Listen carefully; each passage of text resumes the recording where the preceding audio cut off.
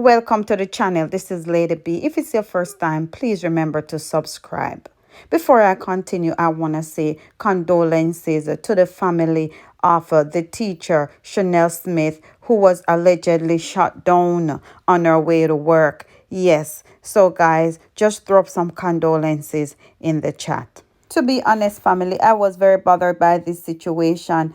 And when I did my further reading, it was dawned on me that this young lady was in an abusive relationship, allegedly. The father additionally mentioned to the Star that, and I quote, "I remember one night the family was at home and we hear the rustling coming from upstairs. And me hear when my daughter say, 'Leg on me throat,' the distraught father said. When I go up there, I saw the guy and I said, 'What are you doing here in my house?' He turned and asked me, 'How did you get in at this?' And I told him to get out of my house or else." Now, the father said shortly after that, the alleged abuser left and the matter was reported to the Treasure Beach police station. The father also reported that one day the ex-boyfriend went onto the school compound where his daughter worked, grabbed her by the throat, and attempted to choke her. He said, "Them call me and I call the police." So the police went there and warned him. Based on the report from the media, the father also spoke and gave his concern about what's going on in terms of crime and violence. So guys, when you listen to what the father have to say, drop a like and share and let me know what your views are in the comment section. This morning, the last thing she said to me, "Daddy, pass me school shoe." She not even said daddy, she said that. "Pass me school shoes, you know." Right? I just imagine when she feel the first shot this morning, she must have said to herself, "Daddy kill me now." Almighty God, is this real? Is this real? And the problem I'm having, Jamaica have no justice system to correct these problems. Right? If the government did a set stiffer penalty for men who kill, or you caught with an illegal firearm, put 50 years on it, and when you're caught with murder, put you away forever. Nobody with no lawyer, and no this, and no that, and no indicum for indicum a total trouble and failure in this country. Mr. Prime Minister, me I ask you this take place in a Treasure Beach. Andrew Holness, step up to the plate. Minister of Justice, step up to the plate and say enough is enough, right? And send a message to the criminals of this country. Them a kill people and a get away. The Justice Minister, Mr. Zika, where you want to name, you need to step up the plate. I saw them let out a man, Judge Game, 12 years later, he admit that he do the murder. Double murder at Westmoreland. Double murder at Westmoreland. And they want to reduce the sentence from 12 to 10. He should go forever. Don't know, appeal shouldn't do this. So what happened? The people who died didn't got no justice. It's only the government have the right in this country and in the country can investigate police. They have the police hands tied. Mr. Prime Minister, let go the police, them hand, let them do them work. Right? Who gonna bring back my daughter? Loving, kind teacher.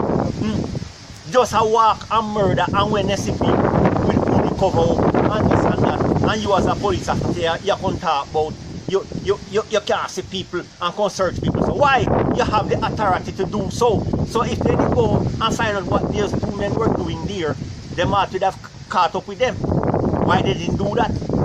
Why they didn't do that? No justice. You cannot give the police any information. So where will this go? It's not going nowhere. This not going nowhere.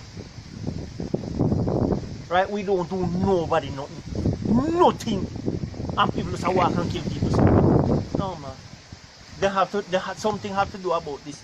Can you tell us a little bit about your daughter, the type of person she was? Quiet. Hardly talk. If you don't tell her howdy, she don't answer you. That's why sometimes we wonder how she really teach in the classroom. She's so quiet, but she teach. Fairly good teacher. Loving, kind. that picnic will take what she have and give it to you. Right? She was in the States with me the other day before school opened, and she amount of crayons and book and pencils she have. She go to school and the kids don't have it. She can't give them one. Eh? She don't talk, she don't. I don't think she have a boyfriend. She's 28 years old, don't live no life. As I said, they don't keep no company. Church, school, church, school, church, school. That's it. Period. Home then they. And I wake up this morning to see my daughter walk out alive. I know she's not coming back home today. And killers are out here. This morning we woke up to the very sad news of the gruesome killing of young 28-year-old Chanel Smith from Sandybank here in Treasure Beach. The information, it is very shocking to us. Very shocking, because this community is a community that is usually very calm, very quiet.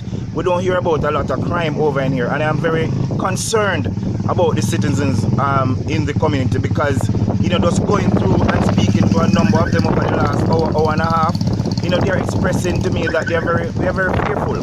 I hear that one shop operator, whenever they hear a bike passing, they are still traumatized because they think that it is the gunmen who are coming back. I really just want to call on the powers that be to give the police force in St. Elizabeth, the Jamaica Constabulary Force.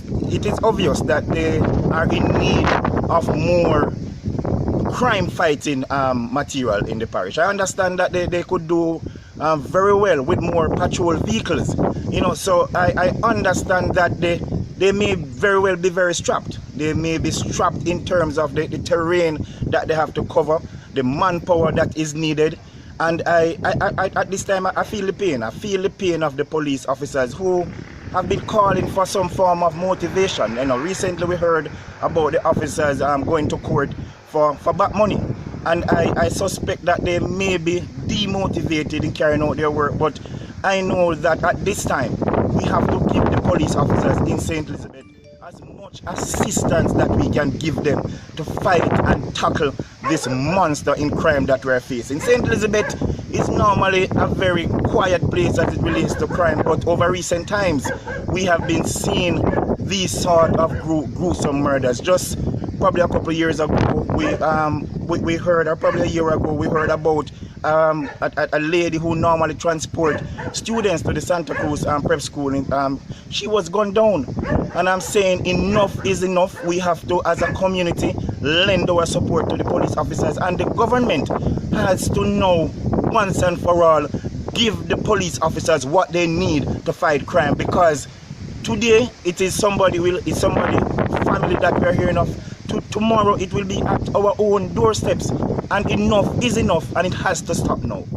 There you have it, guys. That was also the voice of a PNP chairman in Region 5 voicing his opinion about the situation and the crime on a whole. So, guys, I want you to go ahead once again and drop some condolences in the chat. Also, go ahead and drop RIP to Miss Smith and all the Bethlehemites who are mourning. Yes, I want to say condolences to you. Once again, if you're new to this channel, like, share, and definitely subscribe.